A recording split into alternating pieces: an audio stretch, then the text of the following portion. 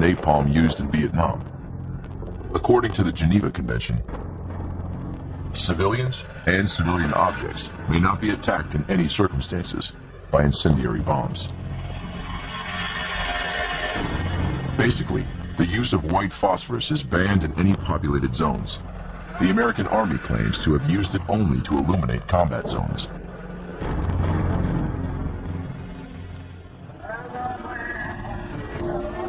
Yet in Fallujah, thousands of inhabitants were still in the city during the bombing.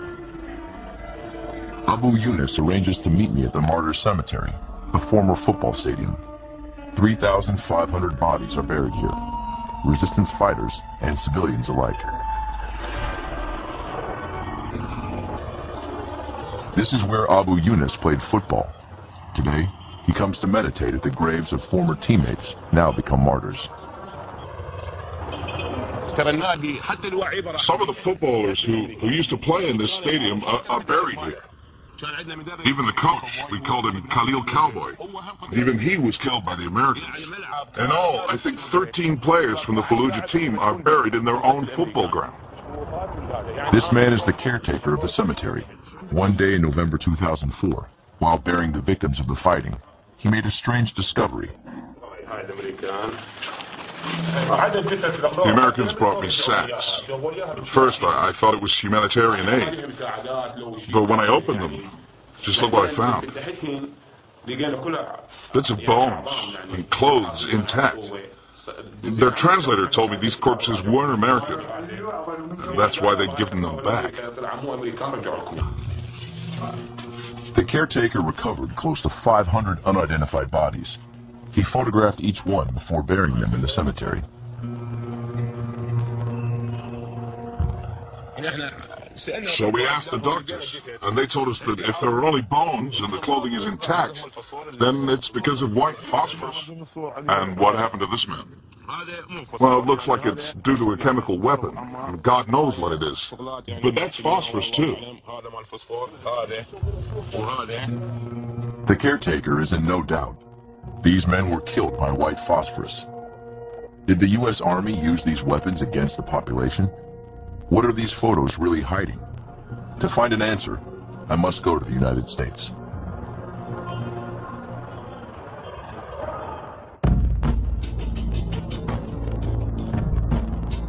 Far from Iraq and its ruined buildings, Boston. I made contact with Ross Caputi, a 27-year-old former Marine who fought at Fallujah. Though he looks like a teenager, Ross Caputi is already a war veteran. Traumatized by his experience, he decided to testify. This is me.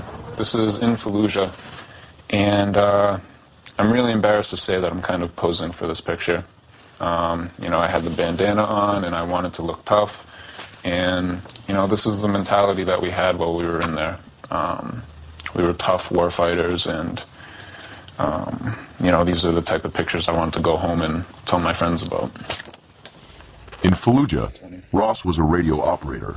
It was his job to relay information to the other soldiers. He was therefore on the front line. Before the ground siege actually began, they told us that this was going to be the biggest battle since Hue City, Vietnam. They were bombing the city really, really heavily at this point. And they put us on this hill outside the city, kind of overlooking it the night before the ground siege began. And at this point, I remember very clearly seeing the white phosphorus. And I remember very clearly, having this weird feeling about it, this can't possibly be legal. I remember seeing it, sway down in the wind like this. I asked a lieutenant close to me about it. I said, hey, is this legal? And he said, yes, it's legal because we're using it as a smoke screen. We're not using it offensively. And there were thousands of civilians who couldn't leave the city. So wherever we used it, there was a strong possibility that this was going to land on civilians. So white phosphorus was indeed discharged above the population. Now I feel really guilty about it. Now I'm fully aware of how many people I hurt and how many people we killed, so it's not easy to live with. Ross Caputi decided to quit the army after the Battle of Fallujah. He set up an association to make American public opinion aware of his experience as a soldier in Iraq. I remember that in my unit there was very little curiosity about who these insurgents in Mouj were. Everyone just seemed content with the rumors that we had heard about them being terrorists and Ba'athist diehards and anti-Americans of all different sorts. Though Ross Caputi denounces the use of white phosphorus, others in the military are glad of it. In March 2005, an American Army major made surprising revelations. In this Army review, he claims that the use of white phosphorus proved highly effective in Fallujah. He adds that he used it willingly against the insurgents. The major refers to such deployment as shake-and-bake missions. According to this officer, white phosphorus was used in Iraq to kill.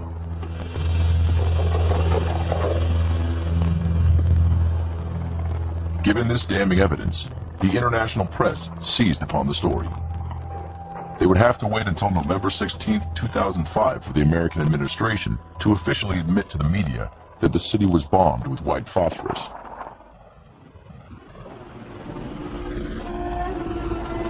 Back to Fallujah. 7 years after the bombing, the population is convinced that white phosphorus is still killing. Such is the case with Khalil. He lives in the Jolan neighborhood, one of the hardest hit by the bombing. In 2005, Khalil founded the first charity for war victims. His aim? To gather as much information as possible, beginning with these files on sick children.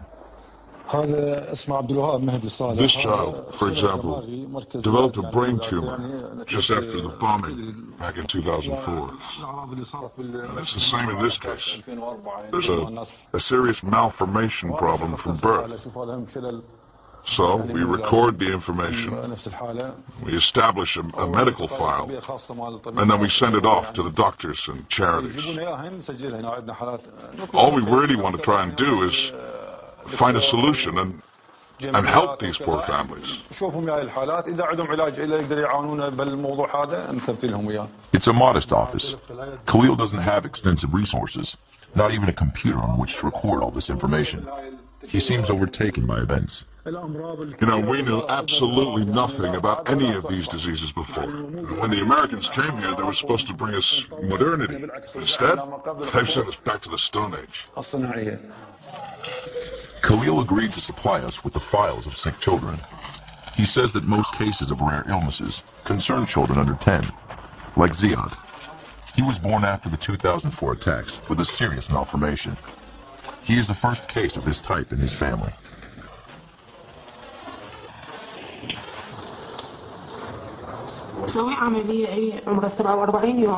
He was operated on when he was 47 days old. The house we lived in was bombed. When we returned, I cleaned the place entirely. Maybe it was because of that. I don't know. Your house was bombed during the battle? Yes, it was hit by a missile, and half the house was destroyed. The living room, my bedroom, all of it was destroyed. The furniture, too. All we had left was what we're wearing, was this wardrobe. We rebuilt everything ourselves. 1 year later, my son was born with a malformation, and I was told it was linked to the bombing. How long did you stay in that house? 2 years. We left the house a year after I gave birth. Why are children who were not alive during the war, and who were therefore not exposed directly to white phosphorus, victims of malformations? What do the Iraqi authorities say? Is it a public health problem? In Fallujah, only the Ministry of the Environment was willing to talk to us. The truth is, we haven't been able to do any environmental surveys. I mean, it was impossible to carry out any tests at all. The bombing started in 2004, then once again in 2005, and 2006, all the way up until 2010. It was only in 2010 that the Americans left the city. And at that time, if a citizen bent down to pick something up, for example, well, he looked like a potential bomber. And an American sniper might even shoot him. And that happened several times, I can tell you. All this to say, It was nigh on impossible for us to go to any of these zones with our equipment and carry out our tests. It was far too dangerous. In Fallujah, nobody has the means to investigate the causes of these illnesses, not even the Iraqi Ministry of the Environment. This upsurge in deformed children isn't among the authorities' priorities. The former rebel stronghold has been sidelined by its own government. A code of silence reigns in Fallujah.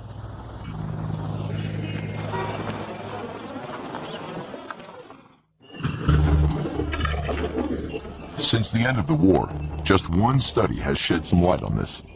It was carried out in Fallujah in 2009 and was published in a major medical review.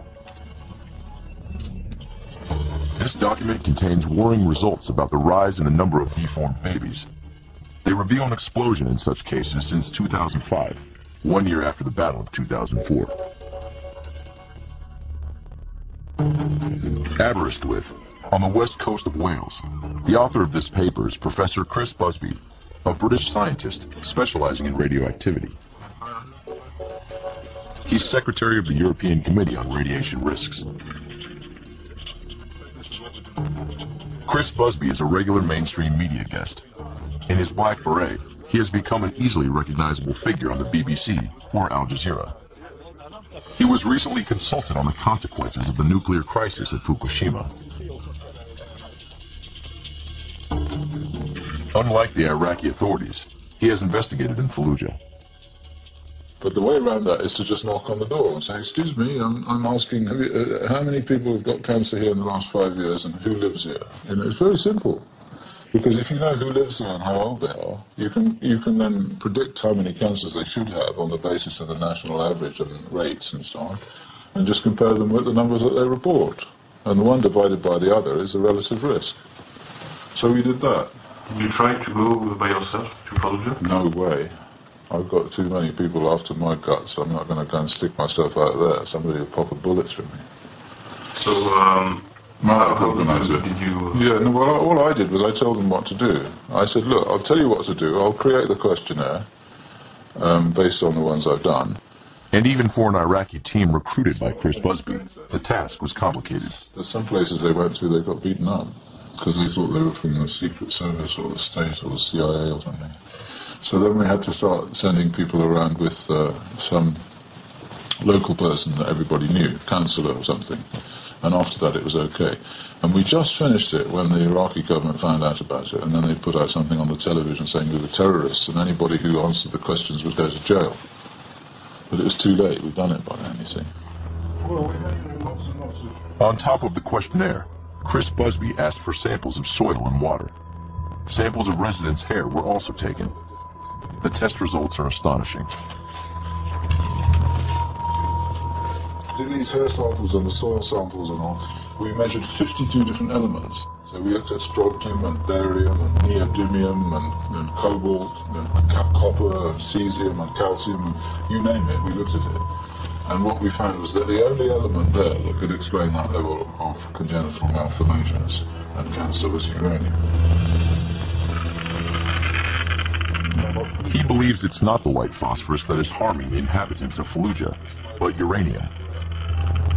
So, for instance, in Fallujah, the rates of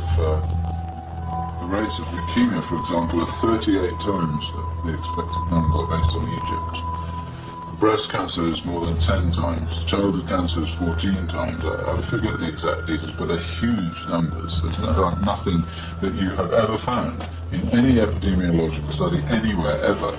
This is like the highest rate of genetic damage in any population ever studied. It's worse than Hiroshima.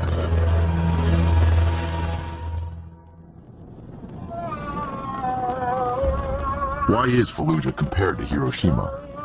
How did uranium come to be in this city? Officially, no nuclear weapons were used in Fallujah.